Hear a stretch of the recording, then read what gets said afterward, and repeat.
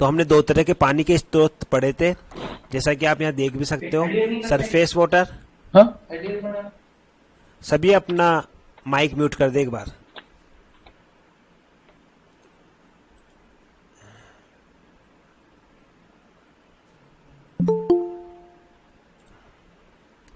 तो जैसा कि हम लोग,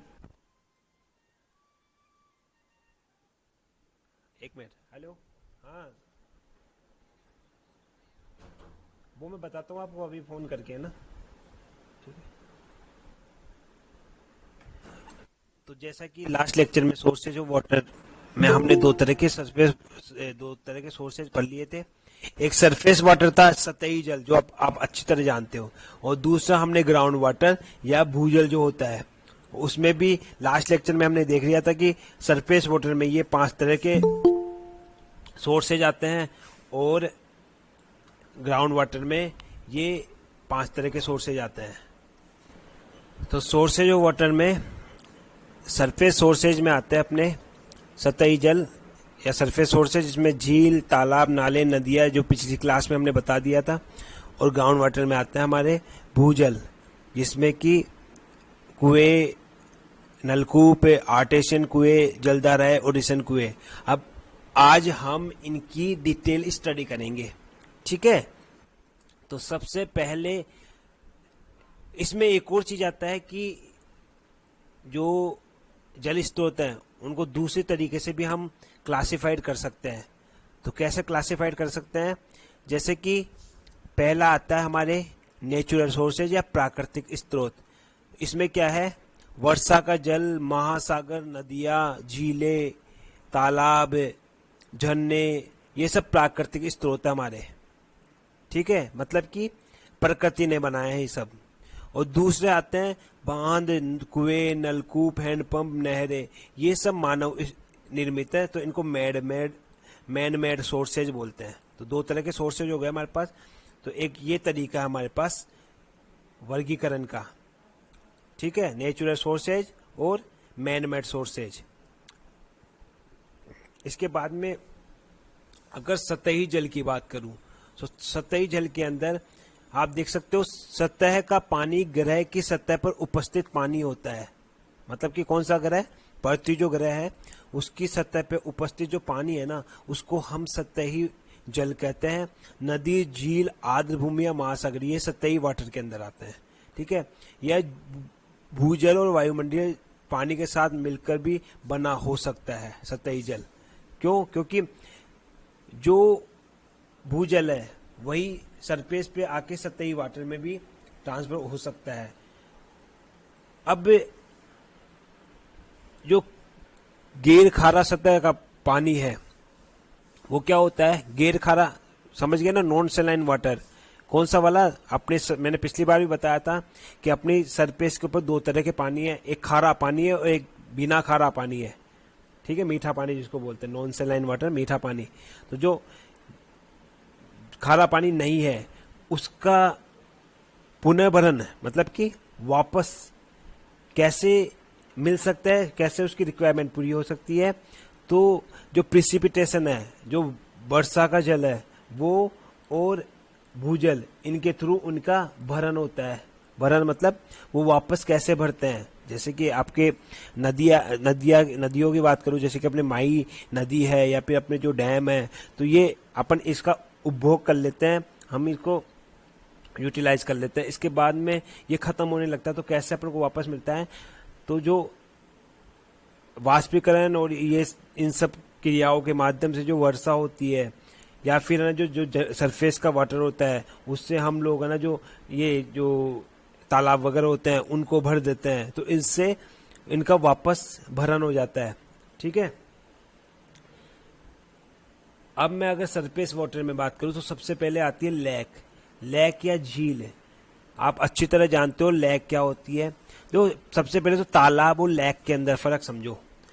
जो पॉन्ड और लेक होता है उसमें क्या डिफरेंस रहता है?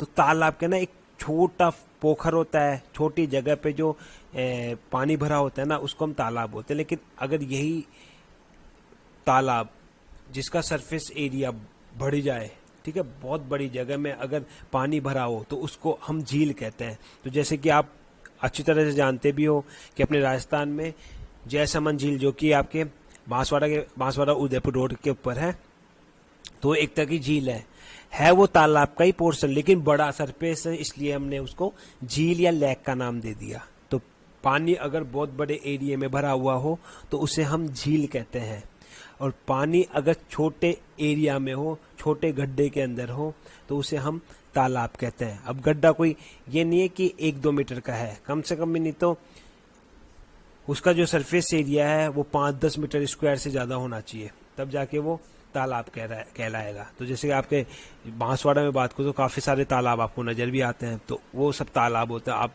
जानते भी हो। अब एक वर्ड आता है स्ट्रीम या नाले। वैसे तो आप खूब अच्छी तरह जानते हो नाले क्या होते हैं, पर फिर भी मैं एक डेफिनेशन में बात करूँ तो नाला और रिवर में क्या फ़र्क होता है, तो आप इसको ऐसा समझ सकते हो कि आपके बांसवाड़ा के अंदर ही दोनों का एग्जाम्पल, माही रिवर है, तो माही जो रिवर है वो नदी के अंदर आती है, लेकिन आपके जो काकद्वीप पिकअप से जो पानी निकल के और बांसवाड़े के अंदर आता है वो एक तरह से स्ट्रीम नाला है। ठीक है, दोनों सोर्सेज ऑफ वाटर है, सरफेस सोर्सेज है, बट दोनों में तो अब हम ये सोच सकते हैं कि रिवर से अगर एक छोटी सी स्ट्रीम निकले, ठीक है, रिवर से या फिर किसी भी डैम वगैरह से, तो वो एक तरह का नाला हो सकता है। तो आप यहाँ पे नाले का एग्जाम्पल देख सकते हो। और नदियाँ आप लोग काफ़ी अच्छी तरह से जानते हो, जैसे कि हमारे इंडिया की नदियाँ हैं, गंगा, यमुना, सरस्वती, कावेरी, गोदावरी, ये सब हमारी नदियाँ हैं। इसके बाद में आता है स्टोरेज रिजर्वोयर, जिसको हम हिंदी में बोलते हैं भंडारण जलाशय। तो ऑब्वियस है आप माही डैम के अंदर हो, मैंने आप यहाँ पे जो पिक लगाई है वो भी माही डैम की लगाई है। तो बांसवाड़ा के अंदर हो तो माही डैम आप अच्छी तरह समझ सकते हो, माही बांध है वो एक भंडारण जलाशय है। तो ये स्टोरेज रिजर्वर क्यों बनाए जाते हैं, क्योंकि नदियों में जो पानी बहता है वो फाइनली कहाँ चला जाता है, वो फाइनली समुद्र के अंदर चला जाता है और वो खारा हो जाता है, तो उसका कोई यूटिलाइजेशन नहीं होता है।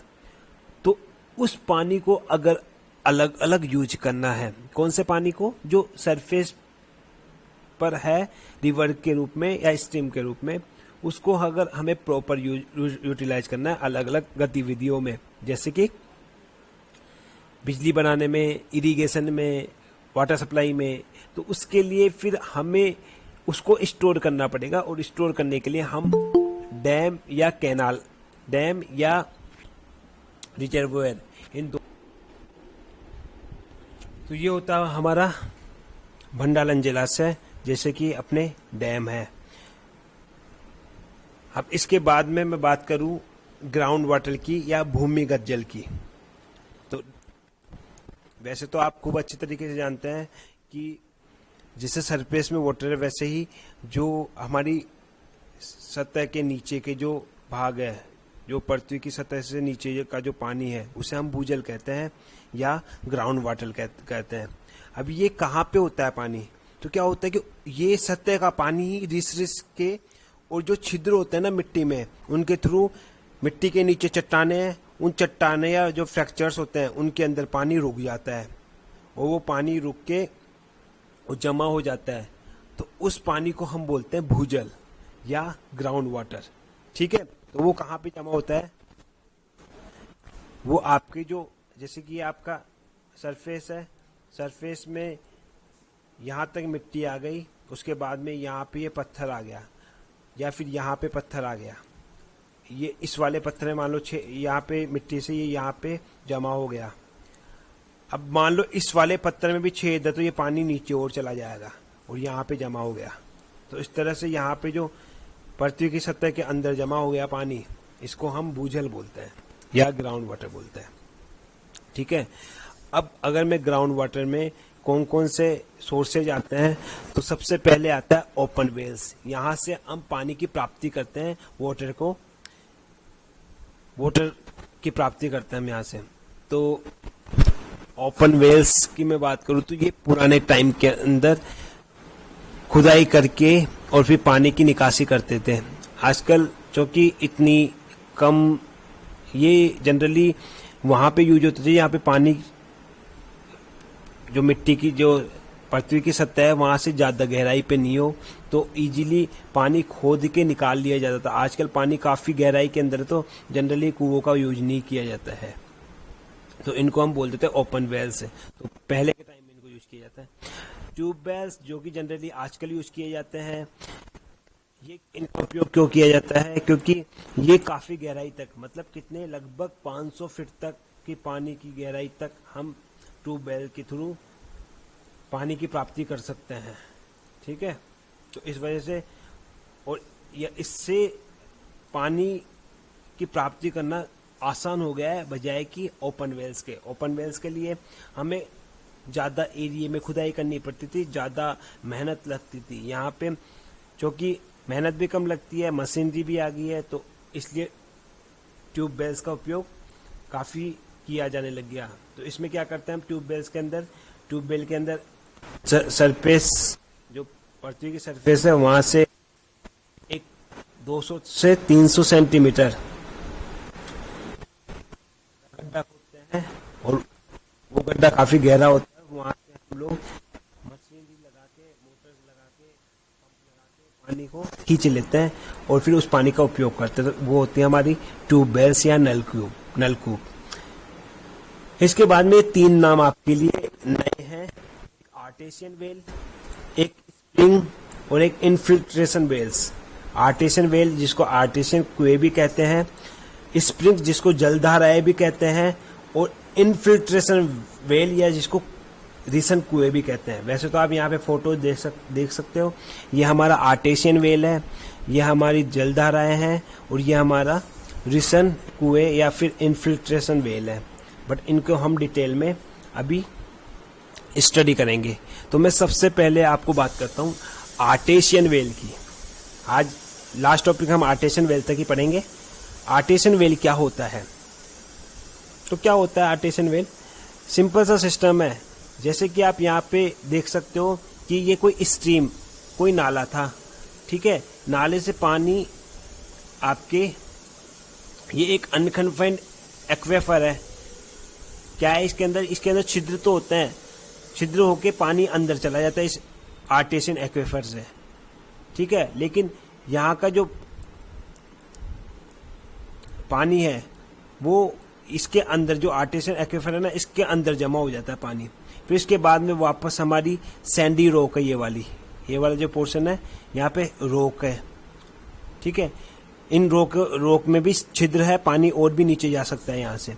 फिर वापस आर्टेशियन एक्वेफर आ गया। फिर आप यहाँ पे देख सकते हो सॉलिड रॉक आ गई।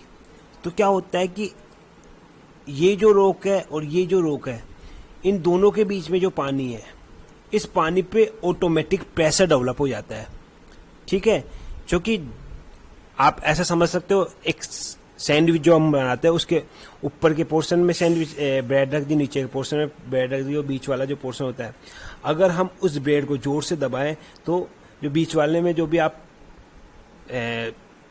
टोमेटो वगैरह रखते हो तो वो बाहर निकल सकते हैं। तो सिमिलर कंडीशन यहाँ पर भी सैंडविच वाली सिस्टम हो जाती है कि आपके सरफेस, ऊपर वाली सरफेस में भी रोक है और नीचे वाली सरफेस भी रोक है, बीच में आपके आर्टेशियन एक्वेफर है, तो इसके अंदर पानी जमा होता है। तो आप जब खुदाई करते हो तो खुदाई से ये इन दोनों के प्रेशर से पानी ऑटोमेटिक बाहर निकल जाता है। तो इस तरह से जो वेल्स बनाते हैं उसे हम आर्टेशियन वेल्स कहते हैं, ठीक है। तो आप इसको ऐसे समझ सकते हो कि एक सरफेस है, रॉकी सरफेस है, उसके बीच में एक खुली हुई सरफेस है जहाँ पे पानी जमा है, फिर उसके बाद में रॉकी सरफेस है, अगेन रॉकी सरफेस है। तो इस वजह से जो बीच वाली सरफेस है उस पर प्रेशर लगता है और वो प्रेशर की वजह से पानी बाहर निकलने की कोशिश करता है। तो आप जैसे इसमें खुदाई करते हो, पानी प्रेशर के साथ में बाहर निकल जाता है ऑटोमेटिक। तो यहाँ पे कोई मोटर लगाने की जरूरत नहीं पड़ती है। तो इससे हम आर्टेशियन वेल्स कहते हैं, जैसा कि आप यहाँ पे डायग्राम में भी देख सकते हो। तो सिमिलरली नलकूप या ट्यूबवेल की तरह होता है, बट यहाँ पे हमें किसी तरह की पंप या मोटर की आवश्यकता नहीं पड़ती है। तो ये डिफरेंस होता है हमारा artesian wells and tube wells में, ठीक है। इसके बाद में 2 टॉपिक बचते हैं, वो हम अगले लेक्चर में देखेंगे। आज के लिए इतना ही। जय हिंद, जय भारत।